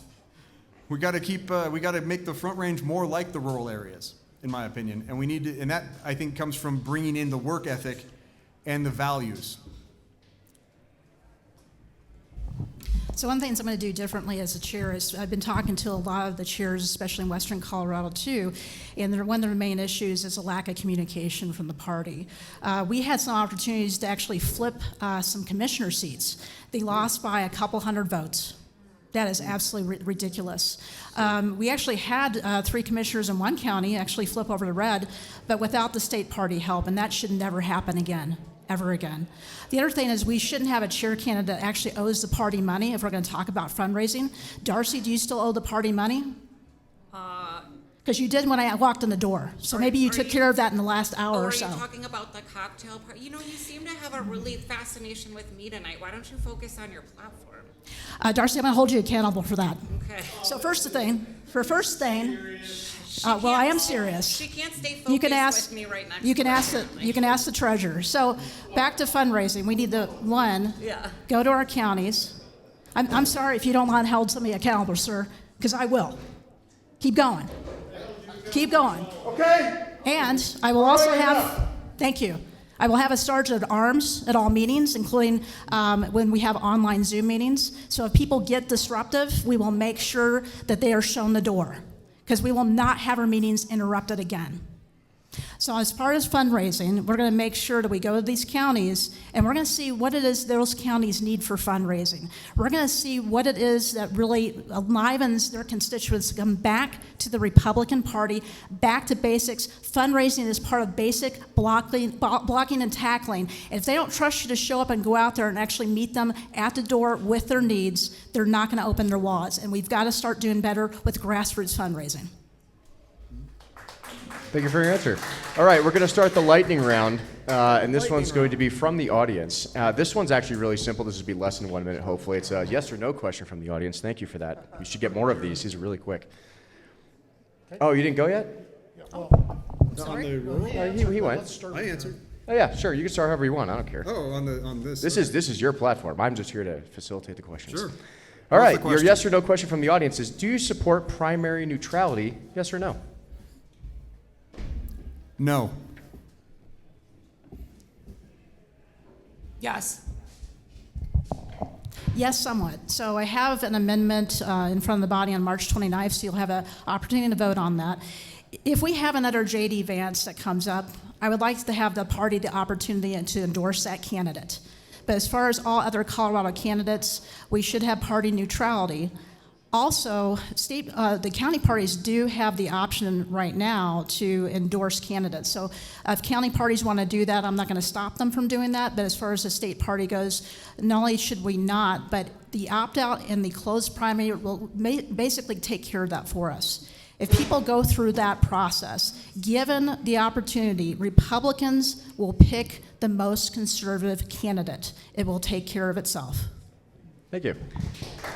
Your next question. I want to weigh in on that. Sure. I thought it was yes or no. It was. You had up to a minute if you wanted to. Well, but, Lori and Darcy have taken, they've said that. I'm very staunchly a no.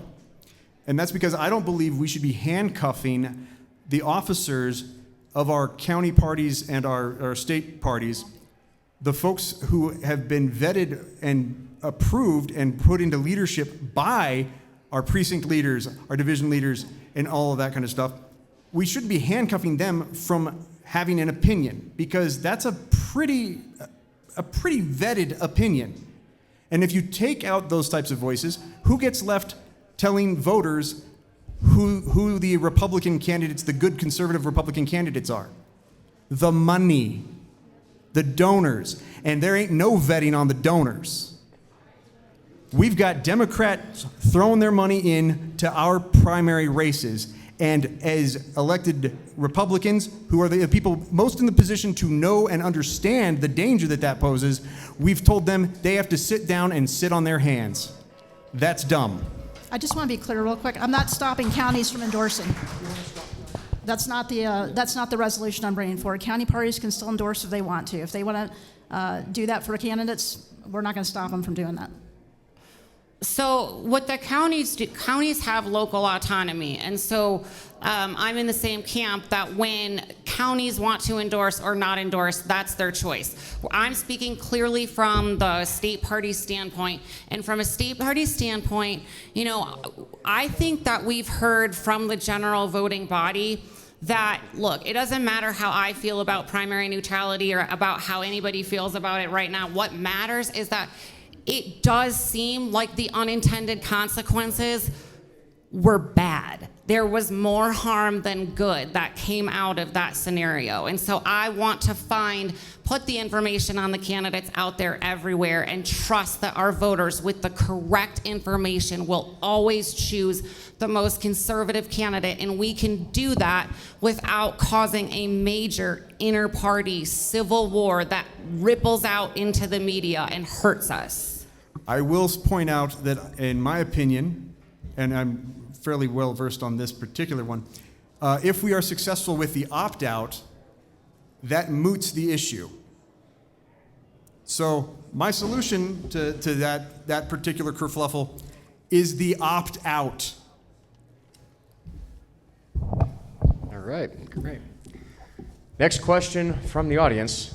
When you talk about unity in the Republican Party, were you against or were you in favor of the coup against Chairman Dave Williams? And do you still support how Dave Williams handled the last 2 years' grassroots Republican efforts?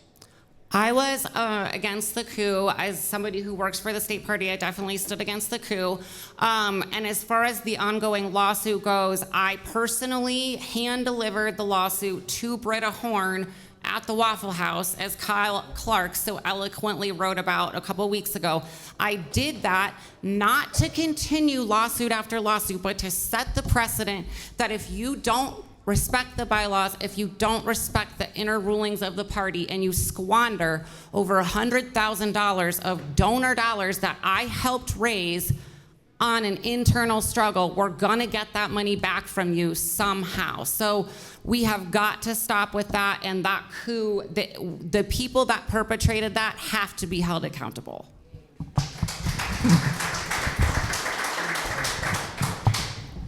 So when they called that meeting to order, that meeting in Broomfield, we had another meeting going on in El Paso County, and that meeting was to hold Todd Watkins accountable for his actions.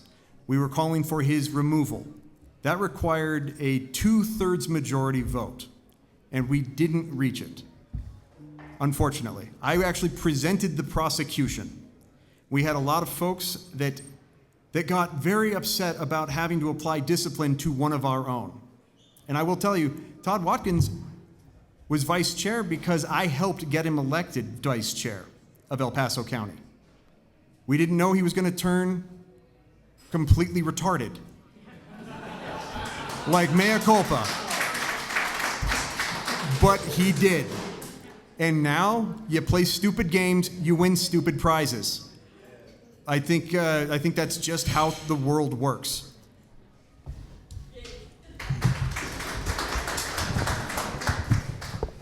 So I spent a good amount of 2 months helping organize volunteers to make calls for Dave to keep him in office. What they were doing was just wrong on every single level. And being that close to a general election, I think we could have won more seats. The red wave that went across some of these states has just been so tremendous, and I think it stopped short of Colorado because of that kind of infighting. That was not the right time to do it. If we're the party of rule and of law and order, we need to do things correctly. And to have somebody walk around, another candidate's chair walk around saying that she's the vice chair, that's delusional. That's absolutely delusional. So back to, I filed one of the controversies as well in this fight against the coup, but we did spend a lot of time making phone calls, and it was actually really good. The brotherhood of our Republicans is stronger than people think, and I think that's what people have missed.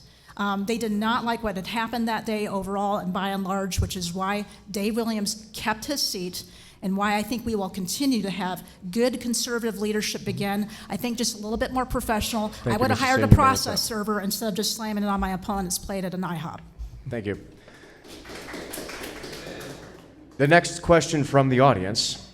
How do you inspire unaffiliated voters to register as Republicans?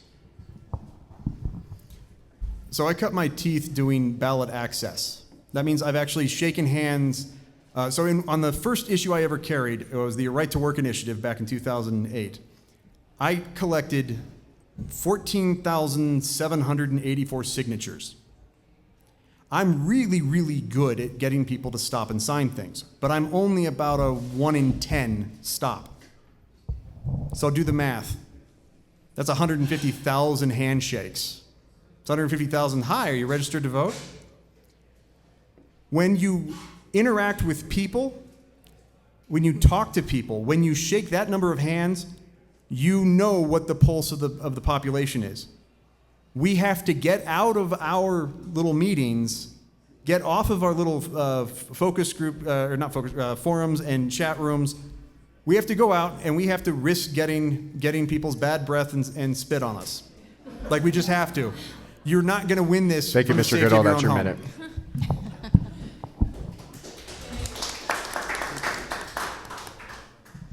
So as I mentioned earlier, it's about meeting the voters where they're at in their diverse communities and talking about the issues that matter to them, the dinner table issues, why their communities may be suffering, why our communities may be doing better than some of these blue communities, and really not just hammering the message home, but showing what the message looks like in real life. That's how we bring the unaffiliateds over, is showing them what it means to be a Republican. And as a matter of fact, if you guys haven't gotten the email or the text, one of Colorado's biggest Democrat education activists, he once called me the devil. Once he started working with me last year, he flipped from Democrat to Republican. And he sent out a letter to the state recently and said, she showed me that forgiveness, compassion, welcoming people in, and just strengthening our community is what it means to be a Republican. So we just need to show people what it means. Next audience question. What differentiates you from the other Republican GOP chair candidates? Lori. Oh, sorry, Lori. I apologize. Backtracking. My mistake. It's okay. So back to meeting them at the door. Walking is one of my favorite things to do. I've walked for many, many candidates, including Gabe Evans and Dan Woog. But meeting people at the door, you find out what their issues are, what they are concerned about. I walked for the Election Integrity Project and found that there was cheating on the ground in Weld County. And guess what? Democrats are concerned about that too, and unaffiliated. Some of the best work I've done, just going back to a state legislator, is if you can solve the problem before it gets to legislation, that's one of the best kind of leadership that you can provide. And you can only do that from getting outside your fortress. You actually have to be on the ground meeting people and trying to solve that problem. And we can if unity is a big deal for folks, we can do that by meeting people where they are in those communities and making sure we're reflecting their Republican values in not only in deed, but integrity and in everything that we do. So, thank you, Mr. Sain. Now going on to the next question. My mistake. Apologize to the audience there. What differentiates you from the other Republican GOP chair candidates? You have 1 minute. Well, I hope the two ladies to either side of me don't take offense at this. I am a man, and I do recognize that they are women. I'm not confused by this. oh my gosh.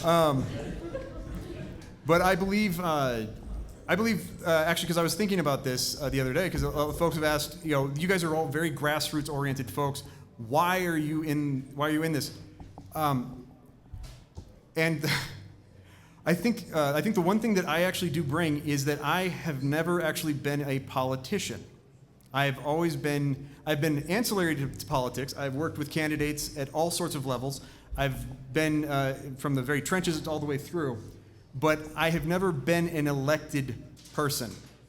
And if you want the opt-out to stick, that's the biggest issue we've got. Thank you, Mr. Goodall. That's your minute. Oh. Next. Sorry. Okay.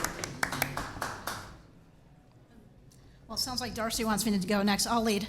So with that, the difference is you know where I stand.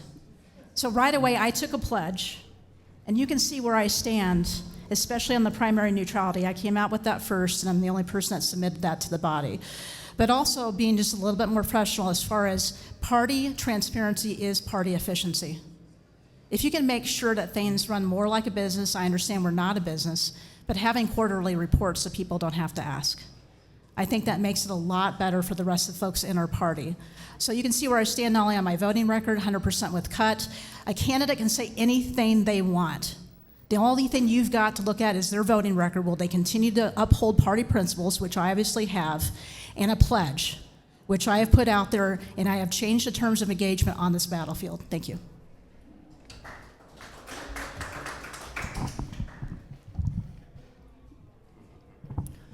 So I am the only candidate in this race who has put together a solid plan with all the moving pieces to fundraise, help candidates get elected, and then continue that conservative work at the elected level.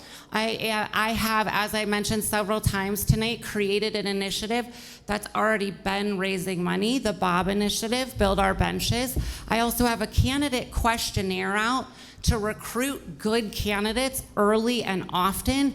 And my team has also put out a data questionnaire to identify pain points as far as data infrastructure and processes for our counties, electeds, and our candidates. So when I see that there is something that's needed, when I see that there's an issue, I get in there and I fix it.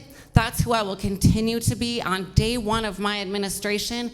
That robust plan that my team and I have been building will be implemented successfully and aggressively, and it will be there for future generations. Thank you. The next question from the audience. The responsibility of the GOP chair is to elect Republicans. How do you raise money and how do you distribute that money? So you raise money through micro donors and through large donors, through events, through outreach, through targeted messaging, and then you raise money around the issues. You also raise money around the candidates. I think I've spoken a lot tonight about my fundraising efforts. For over a year now, I've been running the Colorado GOP Capital Club. I have run that on my own, recruited all the speakers, and recruited all the people that attend that. That has served as a really good fundraiser for our party. So we want to have those and other price points, as well as outreach to target micro and large donors. So it's all the moving pieces. That's what brings in the most fundraising. I'll defer to Lauren. Okay. So I have a lot of experience fundraising for the Republican Party. One of my jobs was the chair of the caucus of the Republican House Republicans.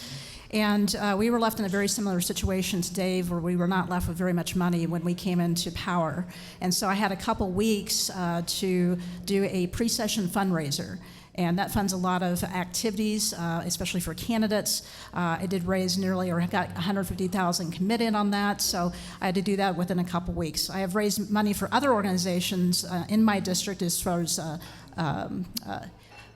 UNC and some others when it comes to pro-oil and gas messaging, and raised $500,000 for ALEC to come to Denver for the first time in its 40-year history, which is the only organization dedicated to Jeffersonian principles of limited government, free markets, and federalism. The only organization for elected officials in the local races as well.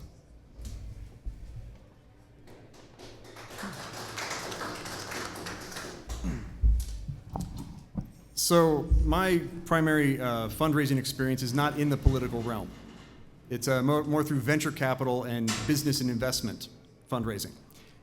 And I can tell you that while both of these gals have given you very wonderful technical and principled sort of answers, the main obstacle to fundraising is doubt. Where there is doubt, there is no doubt. There's no money. We must break the attitudes and bring about confidence that the Republican Party will stand for what people want it to stand for, and that we can actually do what we say we're going to do with the money. Until you get people confident in our ability to act out on policy, to act out and affect the changes that we all want to see, you won't see the money. And so we need to get our house in order to even open the doors to getting the money in. Thank you, Mr. Goodall. Your minute's up. Ooh, a contentious question from the audience, of course. Yay. You mentioned principled Republicans, but a lot of Republicans get voted in and stand with the Democrats. Do you support a so-called purity test questionnaire? You have 1 minute. Principles aren't a purity test, they're principles. It's on a Republican website. If you don't believe that, I would suggest not running as a Republican. I will offer a high five on that. I'll mic drops softly. Yeah, there. Please do not drop the microphone. If you hang out with me often enough, you'll hear this quote out of me. Principles are by their nature inconvenient. If your principles are dropped for the sake of convenience, then they weren't your principles. Convenience was. As far as the candidates, I think the solution to that is actually the opt-out. When we opt out, you're going to be putting it back into the hands of the actual bonus members and the party faithful to choose our candidates. Right now, our candidates are being chosen by outside donor groups in many, many cases. And as I've said, there's no vetting on those outside donor groups. It's a First Amendment issue. They can throw their money anywhere they want, and they like to throw it into the Republican primary. Why is that? Because then, as Democrats, they get to choose their opponent.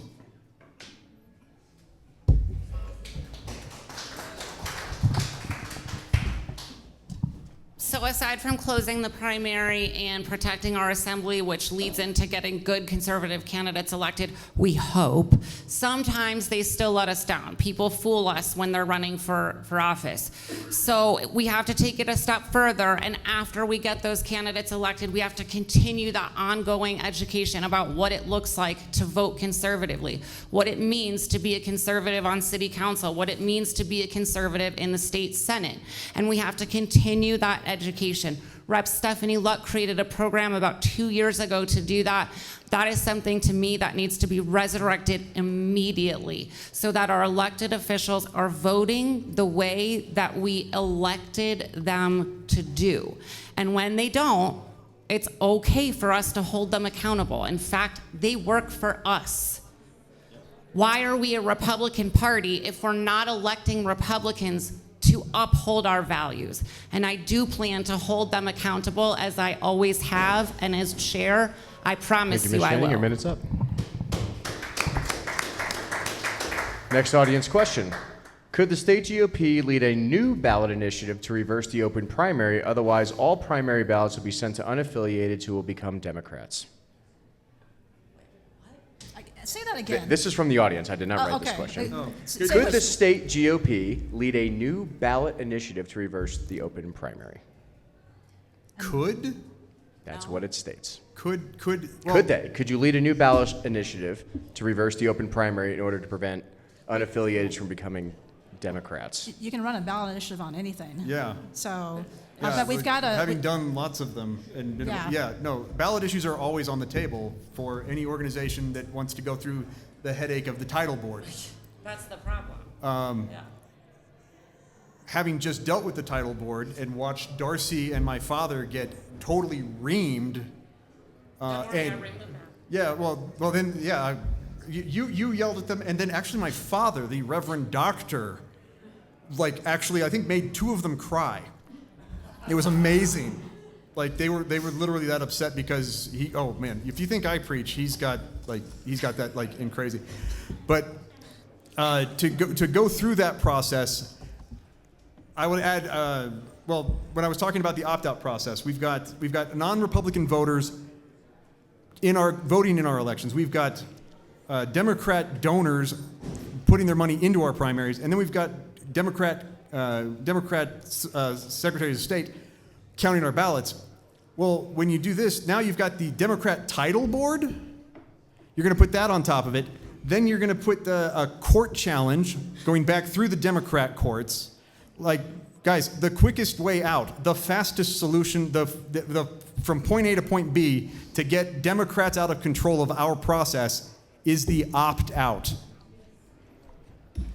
Thank you. I guess it might help to have the Reverend Doctor make them cry, because I think that's great. Oh, yeah, it was amazing.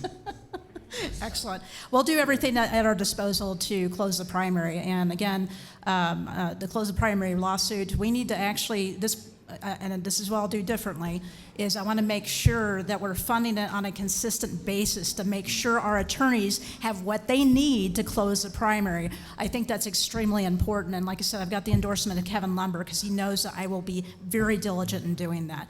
Also, I've been actually talking with county chairs for the last 2 or 3 months about the opt-out and having them come up with ideas. And the more they talk about the opt-out, the more excited they get.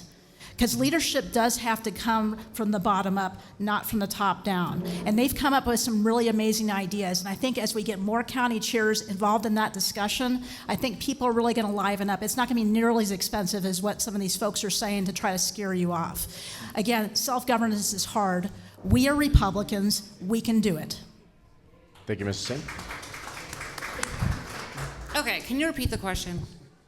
Could the state GOP lead a new ballot initiative to reverse the open primary? Okay, so that's probably not the most effective route. In addition to all the issues that Jeremy just mentioned, we now know the cost of signatures in Colorado, the cost of signatures anywhere has gotten so ridiculous. And as all the organizations were looking for volunteer ballot people, they didn't have enough. There weren't enough people. So we simply don't have enough money and enough people to run a successful ballot initiative. Oh, no, I was just going to echo that. 6 years ago, the cost of a signature on any particular initiative was something around, to the guy standing on the street that's asking you for the signature was maybe 25, 35, 50 cents if it was like a really tight issue. This last cycle, per signature was like $5, $6, $7. Yeah. We saw some up to 12 and 18. Yeah. I mean, and the companies were coming from they were like the roofing companies coming into, when there's a storm, and then the candidates go turn in the signatures, and like 50% of them aren't valid. So the ballot initiatives right now are just a sketchy premise. So the opting out is the first priority, and we have to continue that lawsuit. We do have a tool up to fund for that lawsuit. But aside from that, I do want to let you guys know I have been working with the devil a little bit, talking to some Democrat legislators as well as the chair of the Democrat Party. They do have an interest in closing the primaries because the Democrats also don't want bought and paid for candidates. So all of that to say, while we have to continue the lawsuit 100%, I want to work on it also from a legislative standpoint. All the moving pieces, any way we can succeed, we've got to succeed in closing the primary. Thank you, Mr. Cheney. All right, the next question from the audience is, what is your opinion on the 5 or 6 amendments to the SCC bylaws, and are you for or against them, and your reasons, please? I am for them, so I will be voting. Excuse me? Oh. Yes. Sorry. It's okay. Go ahead. Yeah, I think as we stated earlier, there's really not a lot of difference on most of the big policy issues. I'm supportive of all of them. I do think, with one exception, the amendment to remove to amend the membership that was held over. The 6th one, which was held over. That one does actually, I think, in my opinion, run afoul of Colorado revised statutes, and bylaws do not trump law. So I would have to decline on that particular one. But as Lori said, there's only 5 being offered. Yeah. So with the 5 being offered, I am definitely a yes on all of those. Okay, so we were going to start with Lori on that question. Would you like to start over? Or? No, all 5 that are being offered, I'm going to vote yes on those and encourage others to do so. Actually, I can't because I am not a bonus member. Thank you, Weld County. But I was also not there this last Saturday. I actually had to work. So did my replacement, Lynette Kilpatrick Pepler, who was the only commissioner that voted right to keep volunteers in her party, by the way. She's a good one. Make sure you come around her because she is a patriot. And she was treated horribly after that vote. It was just... And I've experienced that. There's no call for that. Your vote is your voice, is your constituents' voice, and they don't want more taxes. They don't want many more of those things. So anyway, back to the point. We need to make sure that we can fight properly. And I think some of those amendments have been brought forward by our body. By the way, it's not just top-down dictatorship. Those are brought forward. I think anything that people want to bring forward, we should have the opportunity to discuss as a body. Good. Ms. Shaney. So as Jeremy said, I feel very similar to my other 2 peers up here. But where I differ on this issue, I believe, is that this is going to be one of the last times that you're even going to hear me say how I even kind of feel about bylaws. As your next chair, it's important to me to run fair and unbiased meetings and to not have to recuse myself from those meetings. So I want to always hear from all of you guys how you feel so that I can make the best choices and run the most effective meetings. And that is my promise to you, that I won't be pushing anything from either side because I want to truly serve as a chair that enforces the will of the people. And I can work within whatever bylaws and whatever system you guys prescribe to get Republicans elected, defeat the Democrats, and advance our values. 4 more audience questions before we end this amazing forum. Will you support all Republicans who win their primaries, even if there's no GOP financial support for those Republicans that you disagree with? Yes, this is a really easy question. We have to support any Republican is better than a Democrat, right? I mean, can't think of any that aren't. We have to support our Republican candidates, and I plan to fundraise, and I plan to offer them the valuable resources they need. But at a minimum, we have to support them with our word and with our boots on the ground. So as a human being, it's always difficult to choke it down and support people you vehemently disagree with. This last cycle, I had to eat some crow and carry and hand out and distribute literature for Senator Larry Liston. And if you know his voting record and you've listened to anything I've said tonight, I think you understand how divergent that is. But when it comes to getting Republicans elected, that is the job of the chair. And as the chair, I would be duty-bound to do so, and I will do what I am duty-bound to do so. I won't necessarily like it. If you're running to be the chair of the Republican Party, you're running to be the chair of the Republican Party. And the candidates I walked for, I didn't always agree with their stances, but I walked for them. And I know they appreciate it, help cure ballots. And again, visible leadership is important. You need to be on the ground where people can see you doing those things. So again, you inspire others. You inspire everyone, your neighbors, seeing you walk door to door, sweating your, you know what off, and doing all the things to meet people where they are. So the short answer is absolutely yes. Thank you. Per the chairman's instructions, there'll be one final question, and I picked the one that made the most sense.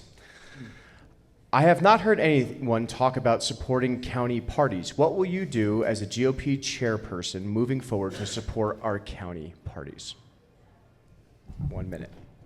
Actually, I think I've talked extensively about supporting counties in my platform, on my shows and everything, but let me just go ahead and put it together. So in the Bob initiative, the Build Our Benches initiative, fundraising for candidates, We will be funneling that through the counties, working with those counties to discover who are their critical candidates, what are their pain points. And then when I talk about data infrastructure and processes, take it down to the nuts and bolts level. For example, I want to have a Colorado GOP website that funnels down into the smaller websites for all the counties.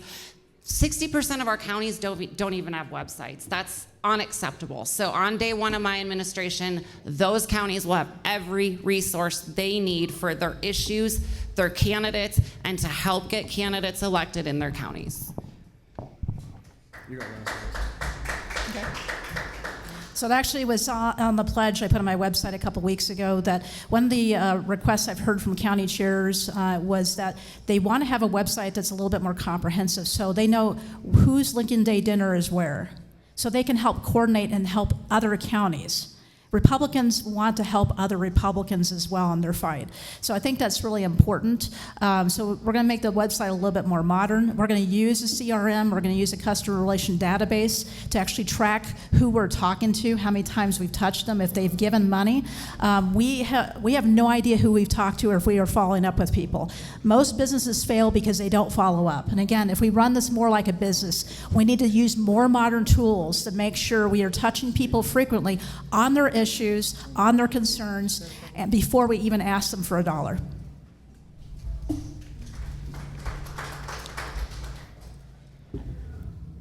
So I will actually diverge a little bit from my compatriots here on the stage. I want everyone to imagine the worst boss you've ever had. Think about how they dealt with you. It was a top-down, and I know because I've had them too. A top-down, imposing, telling you this is the new plan, this is how it's going to go, we're going to impose this, you're going to do this, you. The best boss I've ever had, the best bosses I've ever had, and who I will attempt to emulate, are the ones who reach out to you. And as a bonus member for El Paso County and having gone through and helped rebuild that organization, I think I can offer critique, I can offer help, but I know that the first step is listening to our county chairs, vice chairs, and secretaries and extracting from them what they need help with most. And it'll be different from Pitkin County and Rowan County to Jefferson County and El Paso and Weld and the larger ones. Thank you, Mr. Goodall. Well, I just want to, before we end the show, the chairman of the Colorado Hispanic Republicans would like to make some closing remarks. Mr. Chairman, you have the floor. All right. In front of the camera. I want to thank everybody that came out tonight and those that already have left. Thank you guys for coming out here. I want to thank everybody online that's watching us here. We really appreciate all of you guys. The question I'm always asked is why we do this. You are the answer to the question. You are why we all do this. I would like each of you guys to please join the Colorado Hispanic Republicans. You can go online to coloradohispanicrepublicans.org and join up as a member. People ask, do you have to be Hispanic to be a member? You know, I ask the question, do you like tacos? Yes. You are Hispanic. Please join us. Please help us do what we do.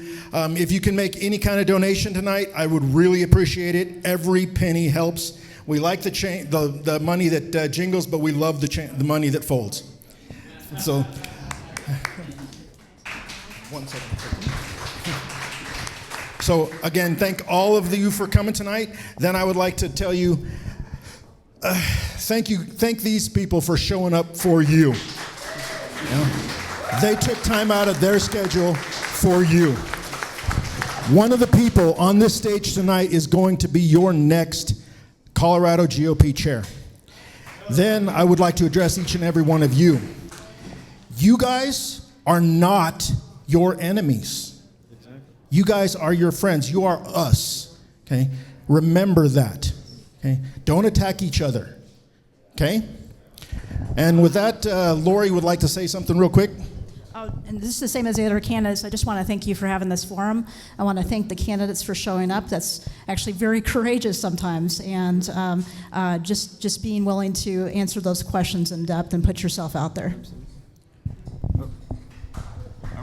I would have gone with the other mic, but it's okay.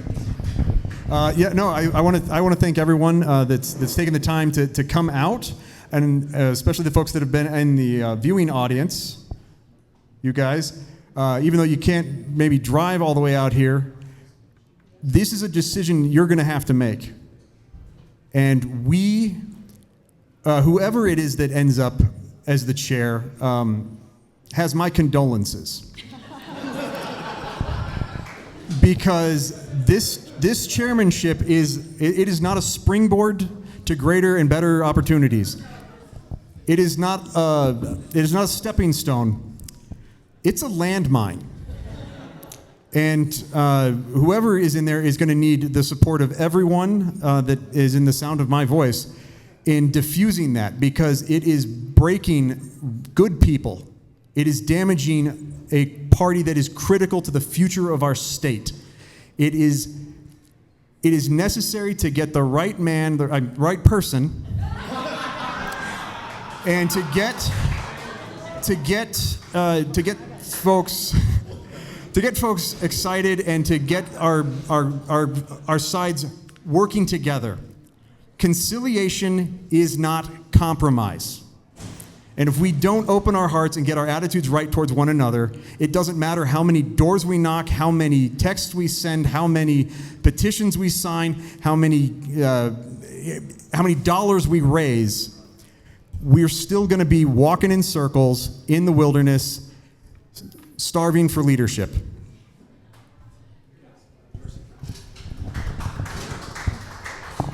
Oops, sorry, I knocked you over. I'm going to push back on you a little. I love you to death, but it's not condolences. It's not condolences to the next state chair. I want to do this.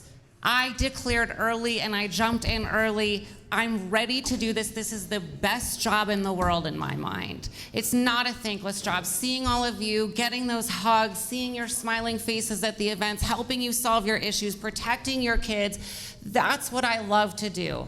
And that's why I'm asking for your vote as the next Colorado GOP chair. Thank you.